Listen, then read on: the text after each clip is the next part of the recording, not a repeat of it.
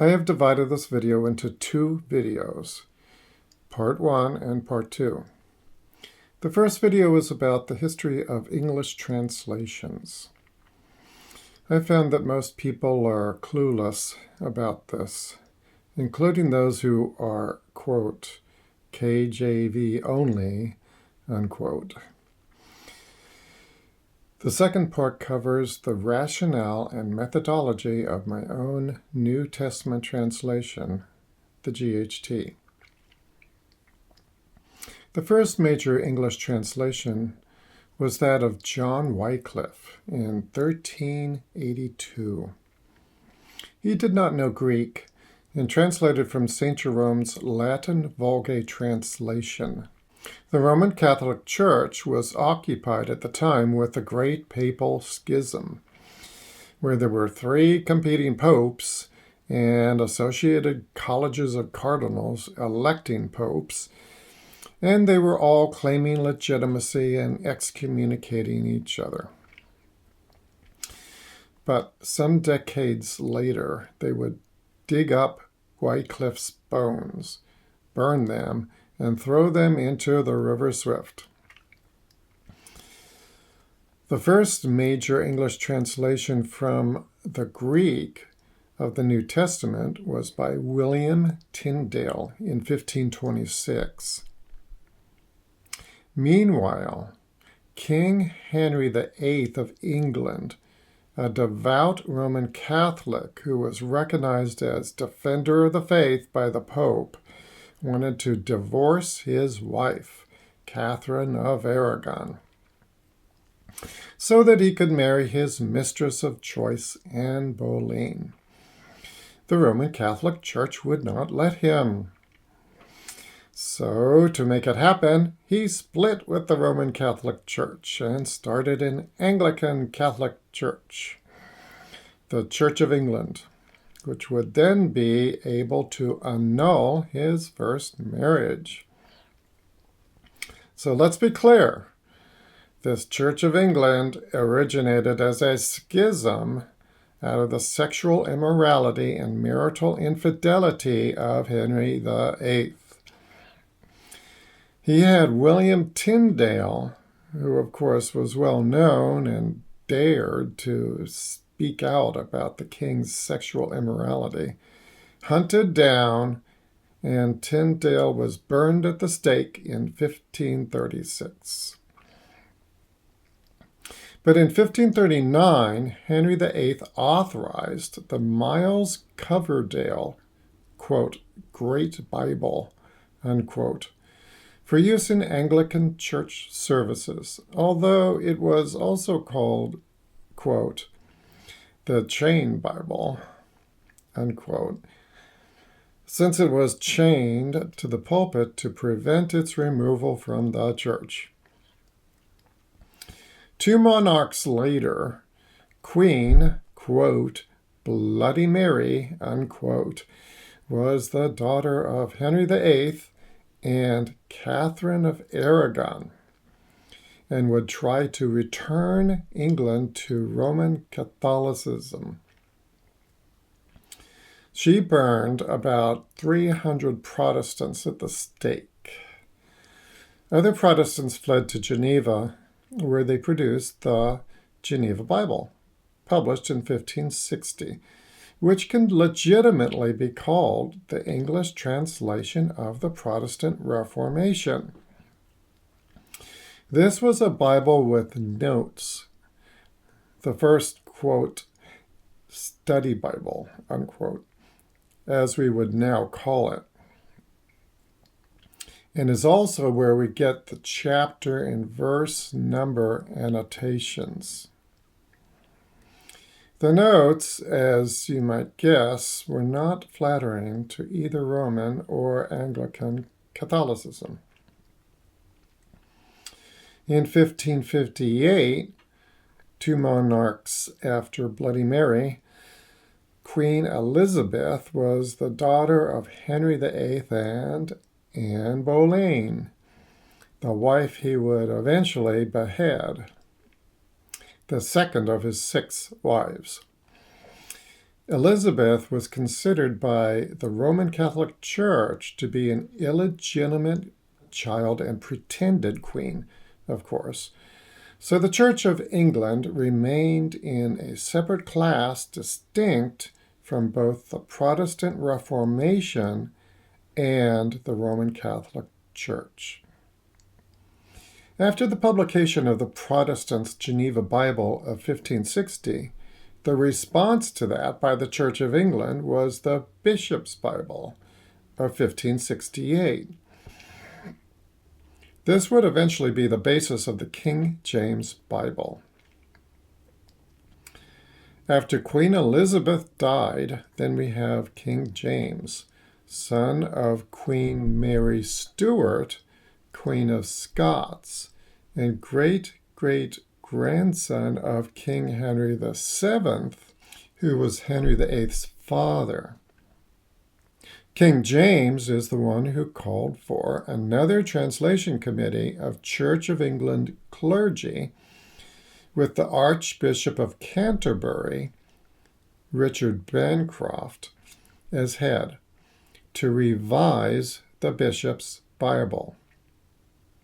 And I mean revise, because that is what King James specified.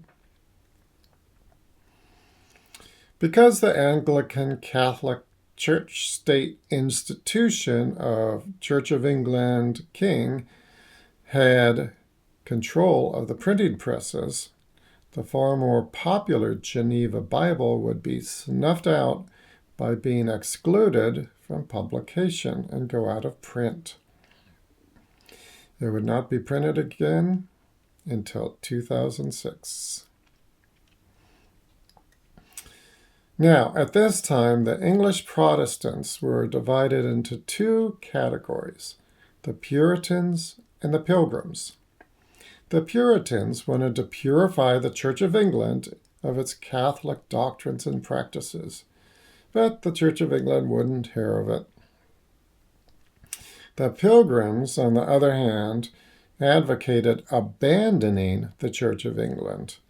And that is where we get the Pilgrims coming to America, particularly the Massachusetts Bay Colony in the early 1600s, to escape the religious persecution of the Church of England. And they brought their Geneva Bibles with them. That religious persecution by the Church of England against Protestants, starting with Queen Bloody Mary, lasted on and off about a century and a half, ending with the Act of Toleration of 1688.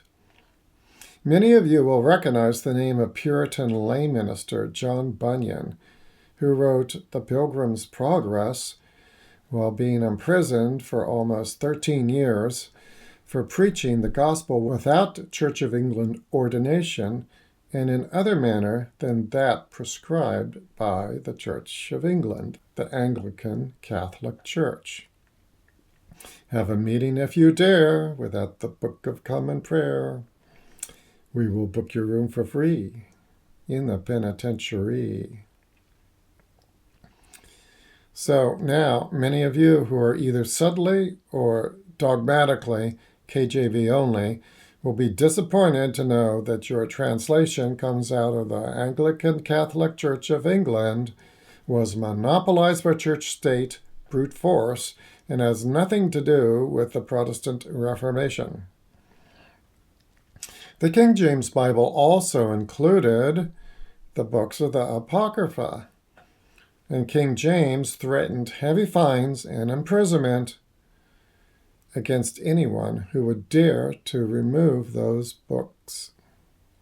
The Apocrypha were not removed from the KJV until 1885. Now, all these Reformation-era English translations were based on just a handful of Hebrew and Greek manuscripts available to them at the time. And from them eventually came this label of, quote, Textus Receptus, unquote, which is actually not one, but a series of compilations of manuscripts, starting with the one Desiderius Erasmus compiled before the time of William Tyndale, and ending with the one most often referred to today by Frederick Henry Ambrose Scrivener in the late 1800s, who most accurately reverse engineered the King James Bible manuscript basis, since the King James Translation Committee did not reveal what manuscripts they chose to use to translate the King James Bible.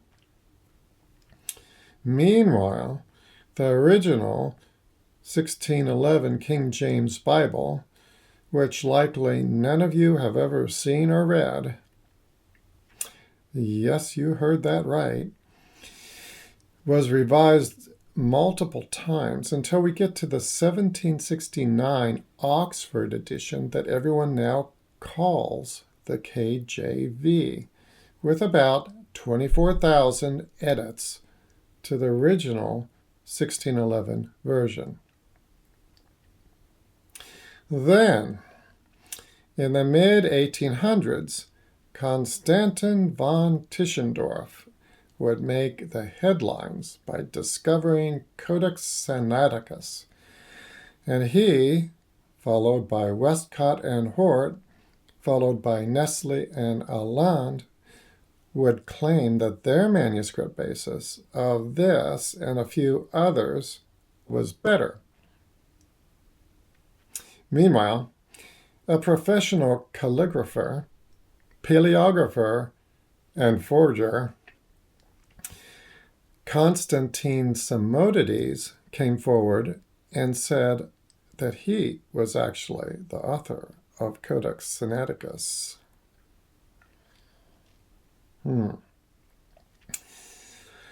Now, by the mid to late 20th century, over 5,800 manuscripts of the New Testament have been found, besides those of the Old Testament. But it has been in vogue to compartmentalize all of them into 2 or 3 families. First are the Textus Receptus ones. Then are the majority of Byzantine-type manuscripts, representing most of the 5,800 copies, and often referred to as the, quote, majority text, unquote.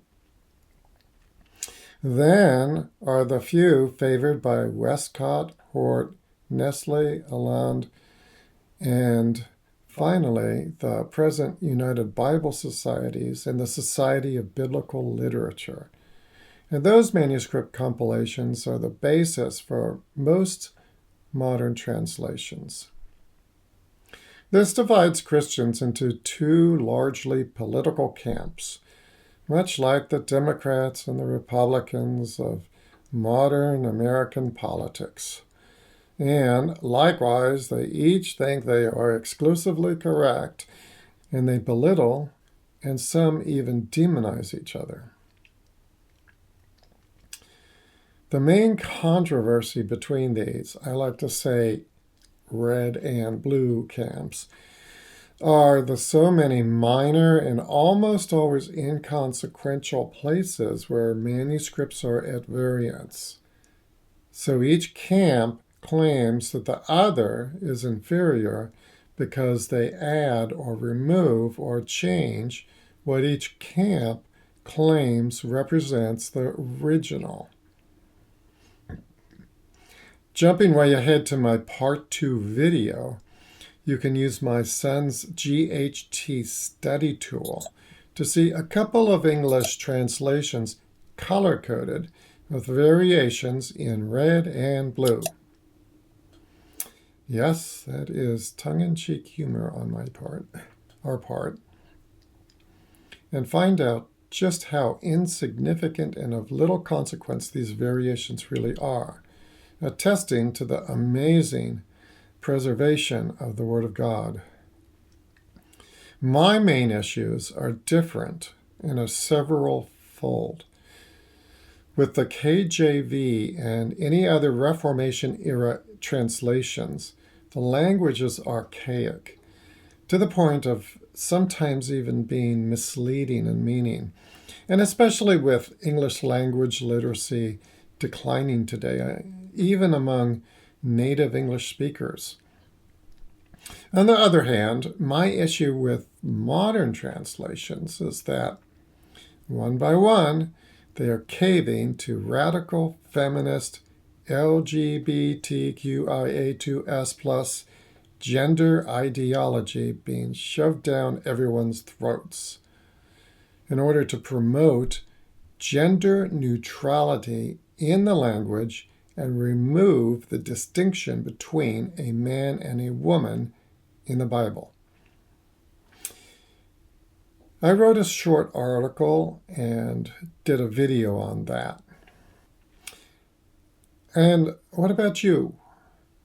Will you be complicit with sexual immorality and perversion? What are your pronouns? Unless you have been living under a rock, you know what I'm talking about. I was living under a rock, and they are a nice rock. Is that how you talk? Well, fix it. I did. Then, other particularly significant issues to me are unnecessary paraphrasing, translations that are too loose, and the propensity to force an English language mindset of English definitions and English grammar back onto the original languages. So, I did something totally unprecedented, which was to create Garth's hyperliteral translation. Quote, accuracy at the expense of proper English, unquote. And the GHT is what part 2 is about.